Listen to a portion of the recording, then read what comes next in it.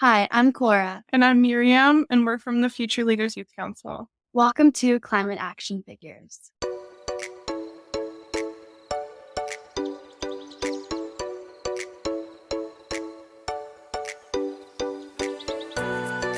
Well, hello and welcome to the brand newest edition of Climate Action Figures. My name is John Whidden, and this week on the show, you get to meet Miriam and Cora.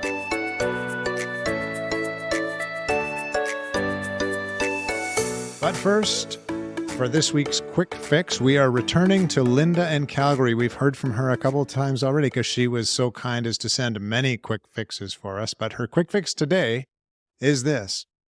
Linda in Calgary says, eat in the restaurant instead of having it delivered. So there you go. Your thought for the day. And now, Miriam and Cora, welcome to Climate Action Figures. Hooray! Thank you for having us. That's wonderful to have you here. Now tell us, what do you think about that quick fix? I think it's amazing.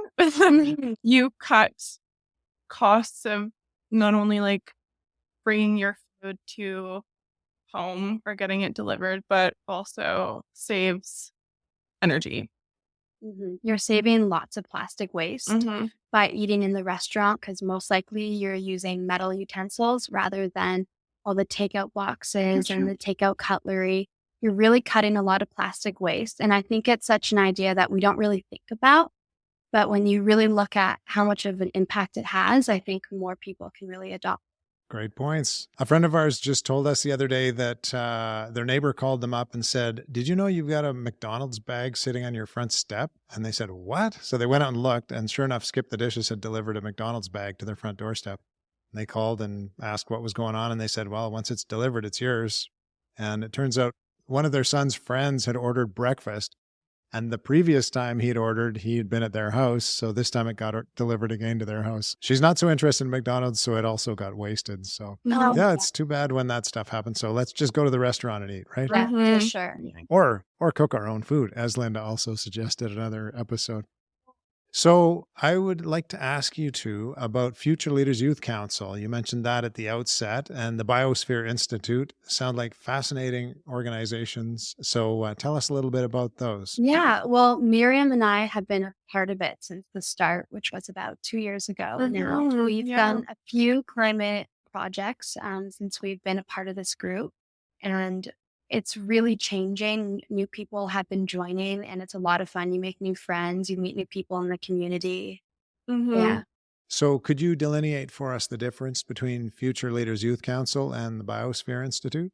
For sure. So the Biosphere Institute deals a lot with community events and bringing people together in terms of environmentalism, whereas Future Leaders Youth Council in a similar way just focuses primarily on youth leadership and just making sure that we have a safe space to voice our environmental concerns and kind of get our points and opinions across so that we can make an impact. Okay, so Future Leaders Youth Council, is that a community organization or is it based in your school? How does that work? It's through our community. Yeah. So I think we found out about it from possibly a newspaper ad, but it's open to anyone in the community or anyone in the Bow Valley, really. And you do all kinds of interesting projects, one of which I've seen because Heidi sent a link to this. I better put this in the show notes. The bus ad. Do you want to tell us about the bus ad? Yeah, so we had teamed up with the Rome bus, and the Rome Transit is really important to our community because it is our form of public transport. They are electric run buses that really go all throughout the Bow Valley, and they're really great for many people living here, and they're very well used. But we feel like even more people could use them, and because it really helps cut carbon emissions. So we created a little bit of an advertisement with our group to encourage others to continue taking public transport. And we made it really fun. It was a very kind of unserious, fun little video. But the point of it is that we all roam and we should all choose ways to roam in that are more conscious towards our environment. And it's a really nice thing with our transportation. It's all free. So it is very affordable to people in the community. which also gives incentive to use these modes of transportation. But due to scheduling issues, due to kind of different times of the bus being at different stops, a lot of people weren't using them to their full potential. So we kind of partnered with them to ensure that they'll have greater uses. Wow. Real life solutions to real life problems. I love it. Well, So we'll put a link to that in the show notes. And before we move on from Future Leaders Youth Council, in case someone's interested in joining, I see a mug. we Is this have these are our very special biosphere mugs Yeah. that we have had since Very the cool. beginning. And every meeting, Heidi brings them out, and they're just a really important part of our get-togethers. Excellent. So if you're not watching us on YouTube, we'll put that in the show notes as well, so that we get to see the mugs. So if someone wants to join this, what is the age range? What is the geography range? Where do you have to be, and how old do you have to be part of this? I honestly think it's just high school students, but I'm sure it'd be open to like young adults as well. For now, we locate teens within the community to be a part of it. So us in Canmore, we have people in Banff that this is available to, but for now it is just kind of a local organization.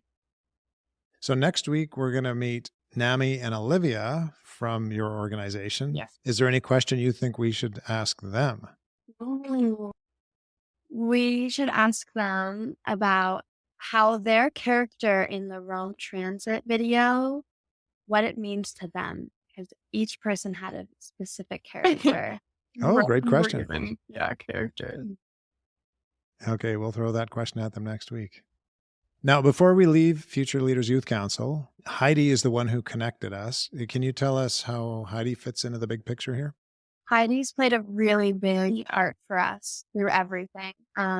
She was the one who put out the word of the youth council, but she's also inspired us all the way through. She's put in lots of work to make sure we get these opportunities. She's been really important to this for us.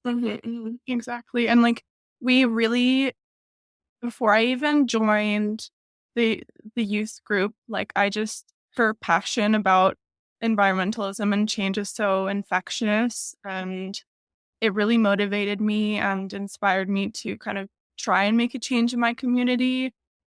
So she's honestly been with us through the beginning and never fails to like set us up for success and like support us in any way that she can. So we're really grateful for her. Well, that sounds like a great organization with a wonderful leader. Yeah.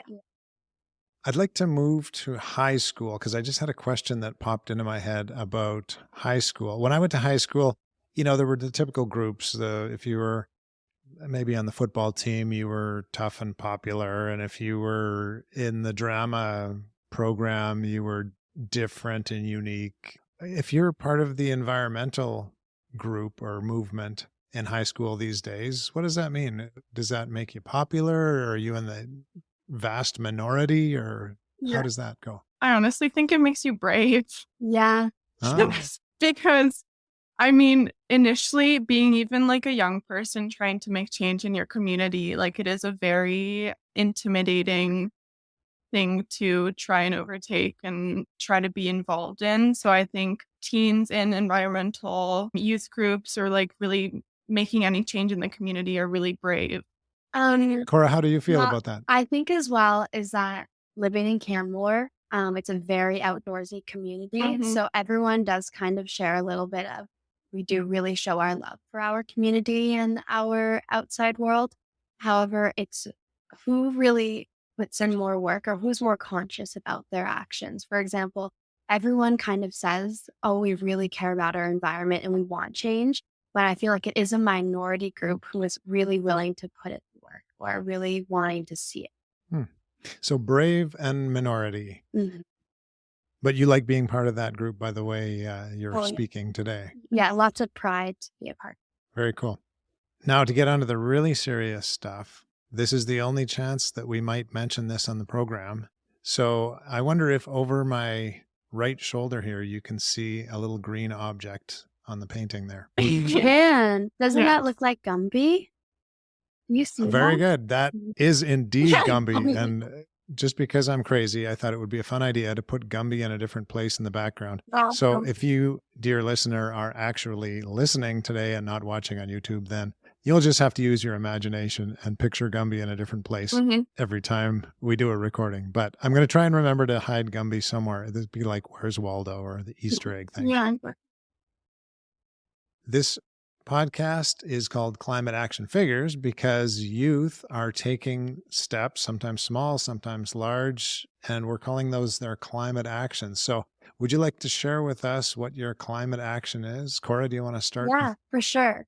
For me, mine's quite small, but I've been doing this with my family ever since I could remember, but we really try and minimize our plastic waste. So for example, for lunch, instead of taking a Ziploc bag, which is quick and easy because you can just throw it out at the end of the day, instead we really try and utilize our reusable containers and wash them every day. It takes a little bit more time, but really it saves so much plastic waste. And it's not just lunches. You can do this when you're shopping at the grocery store, like taking your reusable bags, really doing as much as you can to minimize single-use plastic. And it's difficult. Oh. It's not always easy, but That sounds great. Miriam, what's your climate action? Mine is also a bit of a smaller one, but simply just educating myself and other people in my community about environmentalism and how to kind of move forward and move into kind of a more sustainable world. Also, reducing the amount of like clothes that I buy really impacts that, I think, because people don't really realize the detrimental impacts to fast fashion and consumerism. So I'm very vigilant about that and I'm trying to reduce my buying consumption. Yeah, you're right. Reducing, trying to back off on the plastics, education. These are wonderful things. But when you look around, you see some people just seem to be oblivious to this. What gives you hope amidst that sort of oblivion sometimes about the environment? Well, I had actually given a TED Talk presentation this last year on this exact topic. And I feel that people who do not have outdoor experiences as much tend to be more oblivious as they don't feel as much of a connection. And for example, for me, I was very lucky to go scuba diving in Costa Rica over the break. And while I was scuba diving, I watched the local guides picking up garbage as we were just doing our thing. And it wasn't part of their job. They just did it because they cared so much about their environment. And so I think the more that people have experiences in the environment, the more they build a connection and love for it, and the more that they'll be conscious about their impact. And for me, I think the sense of community that comes along with topics like this is so important. And it's very inspiring, just even meeting people of various backgrounds who are all involved in this topic makes it feel less intimidating and more of a topic that you can kind of participate in that will bring a community closer together. Well, that's great. It's wonderful to hear that you have hope and that you're seeing hopeful things around you. And you give me hope by just sharing your stories. So thank you so much for joining us today, Miriam and Cora. Thank you for having us. And thank you, dear listener. We will be back again next week, same time, same place, to hear from another climate action figure. Until then, go figures. This has been Climate Action Figures. Our show is produced and hosted by John Whidden. Our creative consultant is Kayla McIntosh. Our theme song is Hawaii Vacation by Tavari. You can find us on Instagram, Facebook, and YouTube at Climate Action Figures. That's all one word. And if you have any other questions or comments that arose from this or any episode, feel free to reach out to us at climateactionfigures@gmail.com. And thank you for listening. We'll be back next week with another Climate Action Figure.